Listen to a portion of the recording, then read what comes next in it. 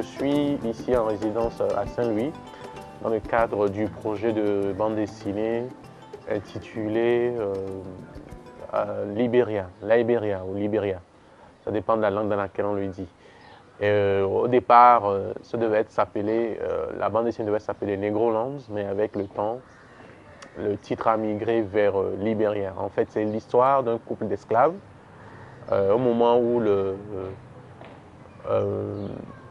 les États-Unis commençaient petit à petit à abolir l'esclavage, hein, État par État. Un couple d'esclaves qui a été envoyé au Sierra Leone pour retrouver des diamants qui ont été cachés par l'arrière-grand-père de l'un d'entre eux. Voilà, donc c'est des péripéties, comment est-ce qu'ils sont retrouvés dans le bateau qu'ils ont ramené sur la côte africaine. Et arrivé sur la côte africaine, quelle a été leur aventure, hein, sur le sol africain. Voilà, donc c'est une BD d'une soixantaine de pages qui retrace les péripéties de ce couple d'esclaves. La première raison pour laquelle je suis venu d'abord à la résidence à Saint-Louis, c'est d'abord pour me retrouver, je dirais pour me retrouver tout seul en fait, parce qu'avec tout ce qu'il y a à faire à Lomé, etc., c'était un peu compliqué. Donc je voulais partir vraiment en résidence, 6 semaines, profiter, être dans mon coin pour travailler sur le projet. Et puis également, ici, il y a des documents sur lesquels sur lesquels je suis tombé. Vous savez très bien que pour faire ce travail de bande dessinée, surtout si c'est une bande dessinée historique, il faut vraiment travailler avec des documents précis. Alors, je suis tombé sur des documents ici qui m'ont quand même vraiment aidé, hein, dans mon travail, dans mon parcours, etc. Donc, oui, je dirais que c'est les deux aspects qui m'ont vraiment conduit à venir travailler à Saint-Louis. Comme ça. Et on le met.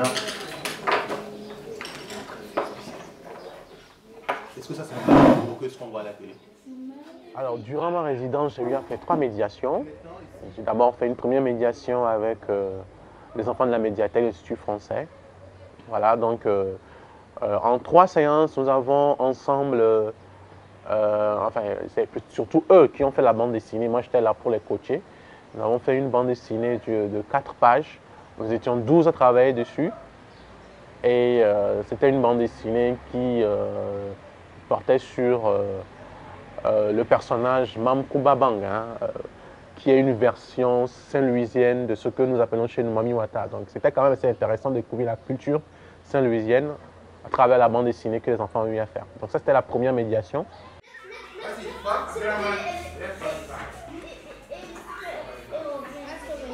Voilà, les super-héros viennent délivrer les zombies parce que quand ils arrêtent le méchant, toutes les personnes que le méchant transformait en zombies. La seconde médiation que j'ai eu à faire avec les enfants de l'école française Saint-Exupéry. Nous faisons aussi une bande dessinée avec eux. Cette fois, c'est beaucoup plus imaginaire, c'est beaucoup plus, c'est plus une histoire de super-héros. Et c'est surtout avec les enfants du CE1 et du CE2. Voilà, donc la tranche d'âge 7-8 ans. Avec les enfants de la médiathèque, c'était autour de 15 ans. Voilà, donc ça, c'était la deuxième médiation.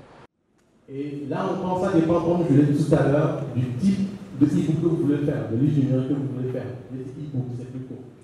Donc ça dépend du type. La troisième médiation, c'est une masterclass que j'ai eu à faire à l'UGB, à l'Université de Saint-Louis.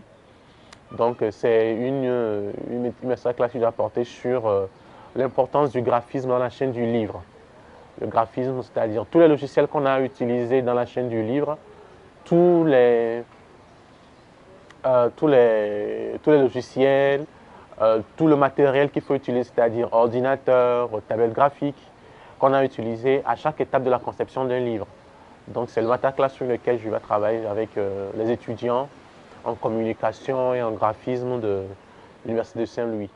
Ce fut un véritable plaisir pour moi de venir à Saint-Louis. En fait, c'est ma troisième résidence. La première résidence s'est déroulée en France, la seconde en Suède. Et c'est la première fois que je fais une résidence en Afrique. Et le contraste est autre en fait. Parce que j'ai l'habitude de faire des résidences où je me trouve quand même tout seul, on me laisse dans mon coin, etc. Mais ici, il y a la culture sénégalaise qui veut que les gens soient constamment, je ne sais pas comment dire ça, ils sont tout le temps en train de vous dire est-ce que ça va, en train de prendre vos nouvelles, vouloir travailler avec vous. Et il y a une certaine chaleur ici que je n'ai pas retrouvée, enfin que je n'avais pas quand je faisais d'autres résidences en fait. Et la culture sénégalaise, vu que c'est la première fois même que je viens au Sénégal, elle m'a agréablement surprise. Voilà, un moment de fin, c'est de dire merci à tout le monde, tous ceux qui m'ont accueilli ici, tous ceux qui m'ont aidé à m'intégrer, et tous ceux qui m'ont aidé à travailler, tous ceux qui m'ont conseillé sur ce qu'il fallait faire, etc. Et merci à vous, merci à toute l'équipe de l'Institut français. Et on se dit à une prochaine fois.